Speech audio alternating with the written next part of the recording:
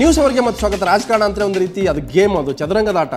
ಯಾವುದೇ ಶತ್ರುಗಳು ಮಿತ್ರ ಆಗ್ತಾರೆ, ಮಿತ್ರ ಶತ್ರುಗಳಾಗ್ತಾರೆ. ಯಾಕಂತಂದರೆ ಸಾಧ್ಯತೆ ಅನ್ನುವಂಥದ್ದು ರಾಜಕಾರಣದಲ್ಲಿ ಮಾತ್ರ, ಅಂತ ಸಾಧ್ಯತೆಗಳ ಆಗರಾಗಿರ್ತಕ್ಕಂಥ ಕರ್ನಾಟಕದ ರಾಜಕಾರಣದಲ್ಲಿ ಮಾತ್ರ ಈ ಎಲ್ಲ ಅಸಾಧ್ಯಗಳು ಕೂಡ ಬ್ರೇಕ್ ಆಗಿದ್ದಾವೆ. ಸೊ ಮತ್ತೆ ಅಂಥದ್ದೊಂದು ಸಾಧ್ಯತೆ ಈಗ ಮುಂದೆ ಬಂದಿದೆ. ಬಹುತೇಕ JDS BJP ಒಂದಾಗುತ್ತಾ ಅನ್ನುವಂಥ ಪ್ರಶ್ನೆ. ಈ ಪ್ರಶ್ನೆಗೆ ಉತ್ತರ ಸಿಗಬೇಕಾದ್ರೆ ಬಹುತೇಕ ಮುಂದಿನ ದಿನಗಳು ಹೇಳುತ್ತೆ. ಆದರೆ ಅಂಥ ಒಂದು ಸೂಚನೆಯನ್ನು, ಸುಳಿವನ್ನು, ಅಂಥ ಒಂದು ವಾಸನೆಯನ್ನು ಬಿಟ್ಟುಕೊಟ್ಟಿದ್ದಾರೆ KJP ನಾಯಕ ಮಾಜಿ CM ಯಡಿಯೂರಪ್ಪ.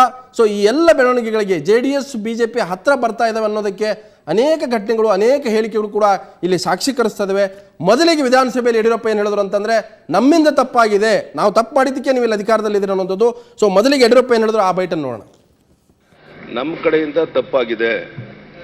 ನಮ್ಮ ತಪ್ಪಿನಿಂದ ಜನ ಅಪೇಕ್ಷೆ ಪಡದೇ ಇರುವಂಥ ಒಂದು ಕಾಂಗ್ರೆಸ್ ಪಕ್ಷ 7 ವರ್ಷದಿಂದ ಆಡಳಿತಕ್ಕೆ ಬಂದಿದೆ. ಈಗ ನಾವು ಬುದ್ಧಿ ಕಲ್ತಿದ್ದೇವೆ. ನಾಳೆ ಬರುವಂಥ ಲೋಕಸಭಾ ಚುನಾವಣೆಯಲ್ಲಿ ನಿಮ್ಮೊಂದು 7-8 ಸಂಖ್ಯೆಗೆ ಇಳಿಸಿ ಮತ್ತೆ ಅಲ್ಲಿ ಬಂದು ಕುಂತ್ಕೊಳ್ಳೋಕೆ ಏನೇನು ಕಾರ್ಯಕ್ರಮ ರೂಪಿಸಬೇಕು ಅದನ್ನು ರೂಪಿಸ್ತೇವೆ. ಅಲ್ಲಿವರೆಗೂ ತಾಳ್ಮೆಯಿಂದ. ಸೊ ಇದು ಯಡಿಯೂರಪ್ಪ ಹೇಳಿದರೆ, ಇನ್ನು JDS ನಾಯಕ, ಪ್ರತಿಪಕ್ಷ ನಾಯಕ ಕುಮಾರಸ್ವಾಮಿ ಕೂಡ ಇದೇ ರೀತಿಯ ಒಂದು ಸುಳಿವನ್ನು ಕೊಟ್ಟರು.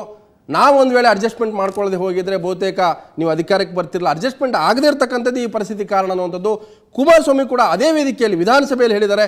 ಅದನ್ನು ಕೂಡ ನೋಡೋಣ. ಅವರ ಜಾಗದಲ್ಲಿ ಕೂತು ಕೆಲಸ ಮಾಡಬೇಕಾದ್ರೆ ಸ್ವಲ್ಪ ಅಪಾತ್ರಗಳನ್ನ ನಂಬ್ಕೊಂಡಷ್ಟೇ. ಎಲ್ಲ ಒಂದ್ ಕಡೆ ಅವ್ರು ಎಡವಿದ್ದಲ್ಲಿ ಅಂದ್ರೆ ಯಡಿಯೂರಪ್ಪನವರು ಸ್ವಲ್ಪ ನಮ್ಮನ್ನ ಒಂಚೂರು ವಿಶ್ವಾಸಕ್ಕೆ ತಗೊಂಡಿದ್ರೆ ಅವ್ರು ಇವತ್ತು ಈ ಪರಿಸ್ಥಿತಿ ಗೊತ್ತಿರಲಿಲ್ಲ ಅವರಿಗೆ. ಅವ್ರು ಅಲ್ಲೇ ಇರೋರು. ಇಲ್ಲಿ ಪ್ರಶ್ನೆ ಸ್ವಲ್ಪ ನಮ್ಮನ್ನ ಅವ್ರು ಅಡ್ಜಸ್ಟ್ ಮಾಡ್ಕೊಂಡಿದ್ರೆ ಅವ್ರು ಯಾವ್ದು ಹೊರಗಡೆಗೆ ಗೊತ್ತಿರಲಿಲ್ಲ ವಿಷಯಗಳು. ಇದು ಅದರಿಂದ ಇಲ್ಲ, ಮ್ಯಾಚ್ ಫಿಕ್ಸಿಂಗ್ ಅಲ್ಲ. ನಾನು ನೇರವಾಗಿ ಹೇಳೋನು, ನಾನು ಅವ್ರ ಜೊತೆ ಸರ್ಕಾರ ಮಾಡಿದೆ. ಹೌದು, 20 ತಿಂಗಳು ಸರ್ಕಾರ ನಡೆಸಿದ್ರೆ ನೇರವಾಗಿ ಹೇಳಿದೆ ನಾನು. ಸೊ ಒಂದು ಇಲ್ಲಿ ಗಮನಿಸುವಂಥದ್ದು, ಇಬ್ಬರು ಕೂಡ ಕೋರ್ಟ್ ಗಲಿತಾ ಇದ್ದಾರೆ. ಅದನ್ನು ಕೂಡ ಕುಮಾರಸ್ವಾಮಿ ಹೇಳಿದ್ರು. ಯಡಿಯೂರಪ್ಪನವರು ಕೂಡ ಕೋರ್ಟ್ ಗಲಿತಾ ಇದ್ದಾರೆ, ನಾವು ಕೂಡ ಕೋರ್ಟ್ ಗಲಿತಾ ಇದ್ದೀನಿ. ಆದರೆ ಅಧಿಕಾರ ಅನುಭವಿಸ್ತಾ ಇದ್ದಾರೆ ಸಿದ್ದರಾಮಯ್ಯ, ಕಾಂಗ್ರೆಸ್ ಅನ್ನುವಂಥದ್ದು. ಆದರೆ ಅಂತಿಮವಾಗಿ ಇವತ್ತು ಕುಮಾರಸ್ವಾಮಿ ಇನ್ನೊಂದು ಹೇಳಿಕೆ ಕೊಟ್ಟಿದ್ದಾರೆ. BJP ಜೊತೆ ನಾನು ಆಡಳಿತ ಮಾಡಿದ್ರ ಬಗ್ಗೆ ಯಾವುದೇ ಪಶ್ಚಾತ್ತಾಪ ಇಲ್ಲ. ಆದರೆ ದೇವೇಗೌಡರು ವಿರೋಧ ಮಧ್ಯೆ ಆಡಳಿತ ನಡೆಸಿರ್ತಕ್ಕಂಥದ್ದು ಕೂಡ ಇತಿಹಾಸ. ಆದರೆ ಅದು ನನಗೆ ಯಾವುದೇ ರೀತಿಯ ಪಶ್ಚಾತ್ತಾಪ ತಂದಿಲ್ಲ ಅನ್ನುವಂಥ ಮಾತನ್ನು ಹೇಳಿದ್ದಾರೆ. BJP ಜೊತೆ ಸರ್ಕಾರ ಮಾಡಿದ್ದಕ್ಕೆ ನನಗೆ ಯಾವುದೇ ರೀತಿಯ ಪಶ್ಚಾತ್ತಾಪ ಇಲ್ಲ. BJP ಜೊತೆ ಸರ್ಕಾರ ಮಾಡಿದ್ದಕ್ಕೆ ಪಶ್ಚಾತ್ತಾಪ ಇಲ್ಲ. ಆ 20 ತಿಂಗಳು ನಾನು ಆವತ್ತೇ ಅವರಿಗೆ ಅಧಿಕಾರ ಟ್ರಾನ್ಸ್ಫರ್ ಮಾಡಿದ್ರೆ ಬಹುಶಃ ಈ ರಾಜ್ಯದಲ್ಲಿ ನೀವು ಮತ್ತೆ ತಲೆ ಎತ್ತಕ್ಕೆ ಆಗ್ತಿರಲ್ಲ ಕಾಂಗ್ರೆಸ್ ರಾಜ್ಯದಲ್ಲಿ.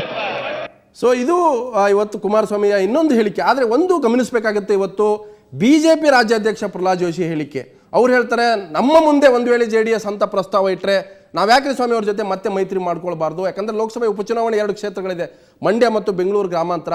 ಅಲ್ಲಿ ಸಾಧ್ಯ ಆದರೆ ಬಹುತೇಕ ಮುಂದೆ ಲೋಕಸಭೆಯಲ್ಲಿ ಕೂಡ ಸಾಧ್ಯ ಆಗಬಹುದು ಅನ್ನುವಂಥ ಲೆಕ್ಕಾಚಾರ ಇರ್ಬೋದು.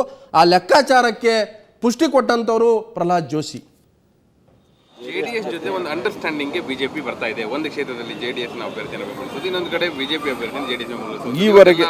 ಈವರೆಗೆ ನನಗೆ ಯಾವುದೇ ಮಾಹಿತಿ ಅದರ ಬಗ್ಗೆ ಬಂದಿಲ್ಲ. ನನ್ನ ಜೊತೆಗೆ ಯಾರೂ ಚರ್ಚೆಯನ್ನು ಮಾಡಿಲ್ಲ. ರಾಜ್ಯಾಧ್ಯಕ್ಷರಾಗಿರೋದ್ರಿಂದ ಆ ನಿಟ್ಟಿನಲ್ಲಿ ಏನಾದರೂ ನೀವು ಮುಂದಡಿಯನ್ನು ಇಡ್ತೀರಾ? ಅಲ್ಲ, ಯಾರೂ ಚರ್ಚೆಗೆ ಬಂದಿಲ್ಲ. ಚರ್ಚೆಗೆ ಬಂದಾಗ ನಾನು ಖಂಡಿತವಾಗಿ ಪರಿಶೀಲನೆ ಮಾಡ್ತೇನೆ.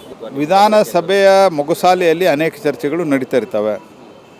ಆ ಚರ್ಚೆ ಅವರು ಏನು ಪ್ರಪೋಸಲ್ ಇಟ್ಟಿದ್ದಾರೆ ಅನ್ನುವಂಥದ್ದು ನನ್ನ ಗಮನಕ್ಕೇನೂ ಬಂದಿಲ್ಲ. ಪತ್ರಿಕೆಯಲ್ಲಿ ಬಂದಿದೆ. ನಾನು ಈಗ ಜಗದೀಶ್ ಶೆಟ್ಟರನ್ನು ವಿಚಾರಿಸ್ತೇನೆ. ಈಗ JDS ಪ್ರಮುಖರು ಅಂಥದ್ದೊಂದು ಪ್ರಸ್ತಾವವನ್ನು ಇಟ್ಕೊಂಡು ನಿಮ್ಮ ಮುಂದೆ ಬಂದರೆ ನೀವು ಅದನ್ನು ಯಾವ ರೀತಿ ತಗೋತೀರಿ? ನಾನು ಅದು ಬಂದಾಗ ಹೇಳ್ತೀನಿ. ಈಗ ಮೊದಲೇ ಯಾಕೆ ಹೇಳಬೇಕು? ಬಂದರೆ ಪರಿಶೀಲನೆ ಮಾಡೇ ಮಾಡ್ತೀವಿ. ಸೊ ಖಂಡಿತವಾಗಿ ಕೂಡ ಬಂದರೆ ಪರಿಶೀಲನೆ ಆಗುತ್ತೆ ಅನ್ನೋದು. ಯಾಕಂದರೆ ರಾಜಕಾರಣ ಅನ್ನುವಂಥದ್ದು ಕೂಡ ಅಸಾಧ್ಯತೆಗಳ ಆಗರ ಅಲ್ಲ, ಅದು ಸಾಧ್ಯತೆಗಳ ಆಗರ. ಸೊ ನಾನೀಗ ನಮ್ಮ ಜೊತೆಗೆ ಸ್ಟುಡಿಯೋದಲ್ಲಿ JDSನ ಹಿರಿಯ ನಾಯಕರು, ಮಾಜಿ ಮಂತ್ರಿಗಳು ಅಂತ JT ದೇವೇಗೌಡರಿದ್ದಾರೆ. ದೇವೇಗೌಡರೆ, ರಾಜಕಾರಣದಲ್ಲೂ ಕೂಡ ತಾವು ನೋಡಿದಿರಿ. ನೀವು ಮದುವೆ ಆಗಿ ಡೈವರ್ಸ್ ಆದಂಥವ್ರಿಗೆ ಮತ್ತೆ ಮರು ಮದುವೆ ಆಗಿ ಹೊರಟಿದ್ದೀರ ಅನ್ನೋಂಥ ಮಾತಿದೆ. ಇದು ರಾಜಕಾರಣ ಅಂದರೆ ಒಂದು ರೀತಿ ಚದುರಂಗದ ಆಟ. ಇದು ಯಾರು ಬೇಕಾದ್ರೆ ಯಾವ ಆಟ ಬೇಕಾ ಆಡ್ಬೋದು. ಆವತ್ತು ಮದುವೆ ಆಗಿದ್ದಲ್ಲ, ಅದು ರಾಜಕೀಯದಲ್ಲಿ ಒಂದು ಆಕಸ್ಮಿಕ ಒಂದು ಘಟನೆ. ಅದು HD ದೇವೇಗೌಡರಿಗೆ ವಿರುದ್ಧವಾಗಿ, ಅವ್ರ ಮನಸ್ಸಿಗೆ ವಿರುದ್ಧವಾಗಿ, ಅವ್ರ ಸಿದ್ಧಾಂತಕ್ಕೆ ವಿರುದ್ಧವಾಗಿ HD ಕುಮಾರಸ್ವಾಮಿ ಅವರು ಮಾಡ್ಕೊಂಡಂಥ ಒಂದು ಮದುವೆ. ಅದರಿಂದನೇ ಅದು ಮದುವೆ ಮುರಿದು ಬಿದ್ದು ಆಯ್ತಾ, ಡೈವರ್ಸ್ ಆಯ್ತಾ, ಈಗ ಮತ್ತೆ ಮದುವೆ ಆಗ್ತೀರಾ ಅಂತ ಅನ್ನೋದು ಪ್ರಶ್ನೆ. ಇಲ್ಲ, ಆ ಮದುವೆ ಆಗಿದ್ದು ಅಂದಿನ ಅಧ್ಯಾಯಗಳೆಲ್ಲ ಮುಗಿದೋಗಿದ್ದಾವೆ. ಇವತ್ತು ಕಳೆದ ಚುನಾವಣೆಯಲ್ಲಿ BJP ಜೊತೆ ಒಂದಾಗ್ತಾರೆ ಅಂತಲೇ ಅಪಪ್ರಚಾರ ಮಾಡಿ ನಾವೆಲ್ಲೂ 224 ವಿಧಾನಸಭಾ ಕ್ಷೇತ್ರಗಳಲ್ಲಿ 220 ಕ್ಷೇತ್ರಗಳು ಏನು ಸ್ಪರ್ಧೆ ಮಾಡಿದ್ದೇವೆ ನಮ್ಮ ಜನತಾದಳ ಪಕ್ಷ, ಎಲ್ಲೂ ಕೂಡ ಬಿಜೆಪಿ ಜೊತೆ ಹೊಂದಾಣಿಕೆ ಮಾಡಿರ್ತಾರೆ. ನೀವು ತೋರಿಸಿ, ಪಬ್ಲಿಕ್ ಅವತ್ತು ಇದೇ ಹೇಳಿದರು, ಬಿಜೆಪಿ ಜೊತೆ ಹೊಂದಾಣಿಕೆ ಮಾಡ್ಕೊಳ್ತಿದ್ದಾರೆ, ಒಳ ಒಪ್ಪಂದ ಆಗಿದೆ. ಅಲ್ಲ, ಯಡಿಯೂರಪ್ಪನವ್ರು ಹೇಳಿದ್ದಾರೆ ಬಿಜೆಪಿ JDS ಹೊಂದಾಣಿಕೆ ಮಾಡ್ಕೊಂಡಿದ್ದಾರೆ, ನಮ್ಮನ್ನು ಸೋಲ್ಸಕ್ಕೆ ಒಂದಾಗಿದ್ದಾರೆ, ಸದಾನಂದ ಗೌಡರು ಶೆಟ್ಟರು ದೇವೇಗೌಡರು ಮಾತು ಕೇಳ್ತಾ ಇದ್ದಾರೆ, ಕುಮಾರಸ್ವಾಮಿ ಗೈಡ್ಲೈನ್ಸ್ ಮೇಲೆ ಹೋಗ್ತಾ ಇದ್ದಾರೆ ಅಂತೆಲ್ಲ ಹೇಳಿದ್ರಲ್ಲ, ಅದೆಲ್ಲ ಕಳೆದ ಚುನಾವಣೆ ಸುಳ್ಳಾಯ್ತಲ್ಲ. ಅದರಿಂದನೇ ಮತದಾರರು ನಮ್ಮನ್ನು 40 ಸ್ಥಾನಕ್ಕೆ ತಂದಿಳಿಸಿದ್ದು. ಇಲ್ಲೇ ನಾವು 80-85 ಸ್ಥಾನಕ್ಕೆ ನಾವು ಹೋಗ್ತಾ ಇದ್ವಿ. ಅಪಪ್ರಚಾರವನ್ನು ಮಾಡಿದ್ದೇ ಜಾಸ್ತಿ. ಇವತ್ತು ಅದೆಲ್ಲ ಹೇಳಿದ್ರು ಕೂಡ ಕಳೆದ ಚುನಾವಣೆಯಲ್ಲಿ ಯಾವುದೇ ಒಂದು ಕ್ಷೇತ್ರದಲ್ಲಿ BJP ಜೊತೆ ನಾವು ಕಾಂಪ್ರಮೈಸ್ ಆಗಿರ್ತಕ್ಕಂಥದ್ದನ್ನು ತೋರಿಸಲಿ ನಾವು ಹೇಳಲಿಕ್ಕೆ. ಪ್ರಹ್ಲಾದ್ ಜೋಶಿ ಅವರ ಹೇಳಿಕೆ ಇವತ್ತು ಬಹಿರಂಗವಾಗಿ ಹೇಳಿದ್ದಾರೆ, JDS ಪ್ರಸ್ತಾವನೆ ಬರಲಿ. ನಿನ್ನೆ ವಿಧಾನಸಭೆ ಮುಗಿಸಲಿ ಏನೇನು ಮಾತುಕತೆ ಆಗಿದೆ, ಕುಮಾರಸ್ವಾಮಿ ಜೊತೆ BJP ಕೆಲವು ನಾಯಕರು, ಜಗದೀಶ್ ಶೆಟ್ಟರ್ ಇರ್ಬೋದು, ಅಶೋಕ್ ಇರ್ಬೋದು, ಕೆಲವು ಶಾಸಕರು ಭೇಟಿ ಮಾಡಿ ಚರ್ಚೆ ಮಾಡಿದ್ದಾರೆ. ಸೊ ರಾಜಕಾರಣದಲ್ಲಿ ನೀವು ಯಾವ ಮಾತುಕತೆ ಆಗೇ ಅಲ್ವಾ? ಮುಗಿಸಲಿ ಅಂತಂದ್ರೆ ಬರೀ ಟೀ ಕಾಫಿ ಕುಡಿಯೋಕ ಏನು ಮೊದಲು ನೀವು ಹೇಳಿದ್ರು ಯಡಿಯೂರಪ್ಪನವ್ರು ಮಾತಾಡ್ತಿದ್ರು, ಒಂದಾಗಿದ್ದಾರೆ ಸದಾನಂದ ಗೌಡರು ಜಗದೀಶ್ ಶೆಟ್ಟರು ಅಂತೇಳಿ, ಅದೆಲ್ಲವೂ ಯಾವ ರೀತಿ ಸುಳ್ಳಾಯಿತೋ ಇವತ್ತು ಏನು ಮಾತುಕತೆಗಳು ಮಾಡ್ತಾ ಇದ್ದಾರೆ ನಮ್ಮ ರಾಷ್ಟ್ರೀಯ ಅಧ್ಯಕ್ಷರು, ರಾಷ್ಟ್ರೀಯ ನಾಯಕರು, ಮಾಜಿ ಪ್ರಧಾನಿಗಳು ಅವರು ಜೀವಂತ ಇರೋವರೆಗೂ BJP ಜೊತೆ ಅವ್ರಿಗೆ ರಾಜಿ ಮಾಡ್ಕೊಳ್ಳೋ ಪ್ರಶ್ನೆ ಇಲ್ಲ. ಇದು ಲೋಕಸಭಾ ಚುನಾವಣೆ.